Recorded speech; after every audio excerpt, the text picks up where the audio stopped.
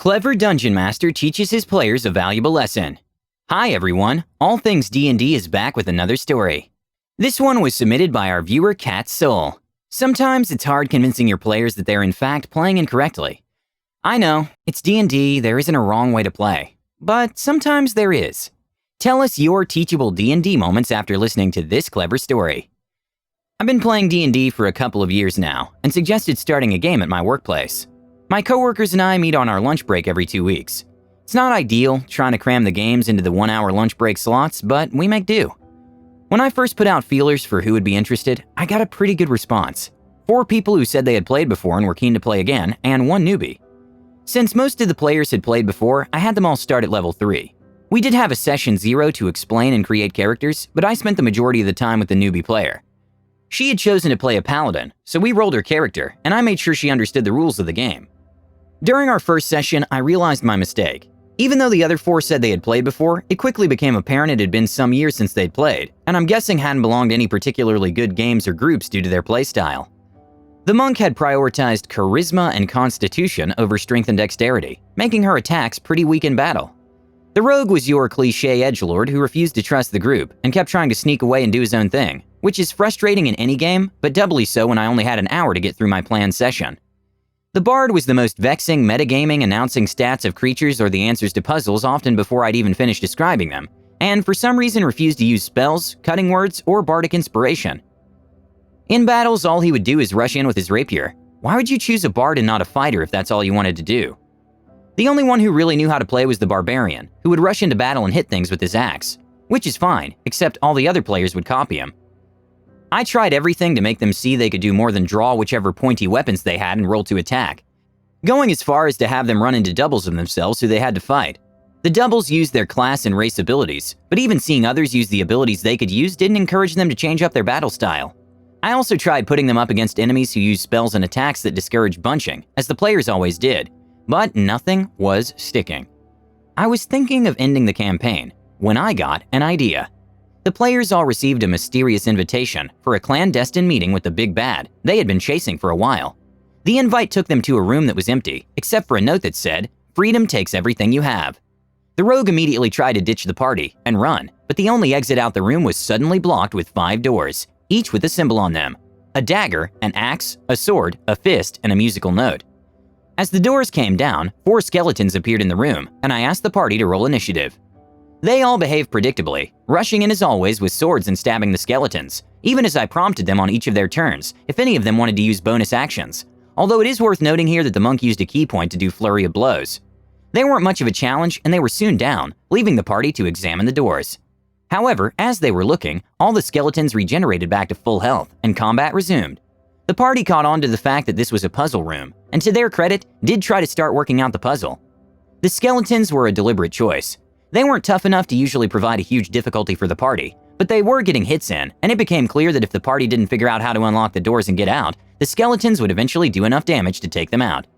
The rogue was the first to try the doors. Using his disengage bonus action, he then used his action to dash to the doors to examine them for a lock. There wasn't any.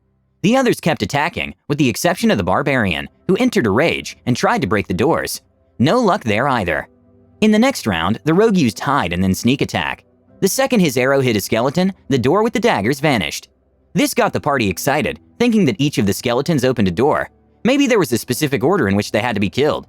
I told them there were no distinguishing marks between the skeletons.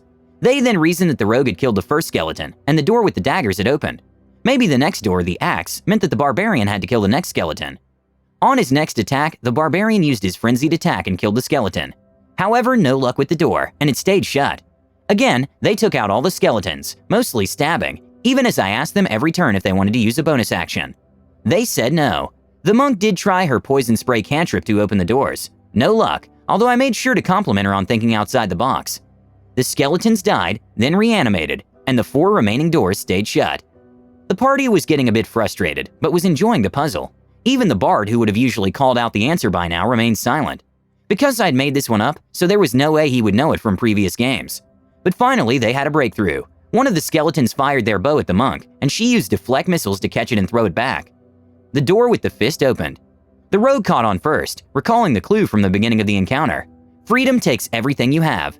He prompted the barbarian to use his reckless attack on his next turn. He did, and the door with the axe opened. This confirmed the rogue's theory. To open the doors and stop the skeletons from reanimating, the party had to use their class abilities in battle. The exact answer was that they had to use 3 class abilities for their respective doors to open. The paladin, the new player, got a bit flustered here, despite many games of me prompting her to use features, such as Channel Divinity, Spell Slots, and Divine Smite. But the rest of the party rallied around her to help her figure it out. The rogue was the most help here, being excited that it was him who had figured out the puzzle. The first time I'd seen him actively engage with another PC, instead of playing the distrustful lone wolf. The bard reluctantly gave the paladin some bardic inspiration to help her out. To make things even better, the paladin got a nat 20 on the turn she decided to use Divine Smite, and it was my favorite moment of the campaign so far, to watch her eyes light up as she saw how much damage that was. The nat 20 was in part due to using her Vow of Enmity to give herself advantage on the attack roll, and to top it all off, she had also cast Hunter's Mark, so that damage was also doubled. That was 3, and the door with the sword opened.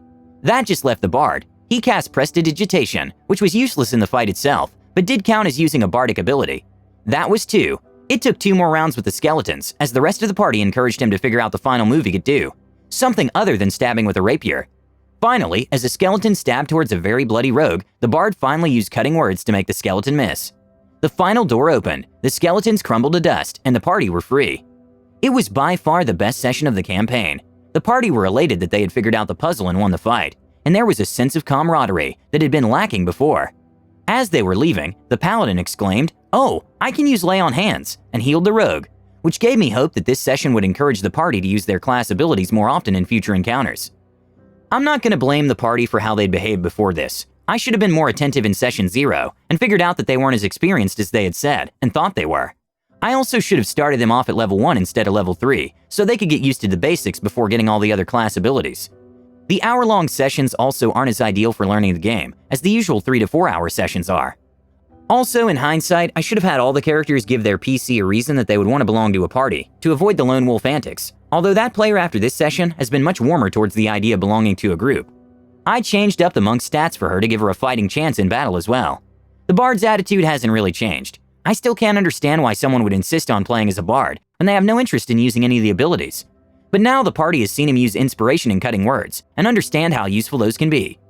They are prompting him to use them more instead of me trying and getting flat refusals. But I guess you can't win them all. Baby steps, right? And that's the story of how I encouraged my party to do more than just rush in with pointy things and stab. The campaign I had honestly been considering ending has become a lot more fun, and the highlight of my week. This was brilliant. Instead of giving up, the DM came up with a fantastic solution to help the players learn and improve the game. What would you have done? Please let us know what you think and comment below. Don't forget to subscribe to our channel, All Things D&D. Our next video will be posted in 3 days, so stay tuned for more amazing Dungeons & Dragons content.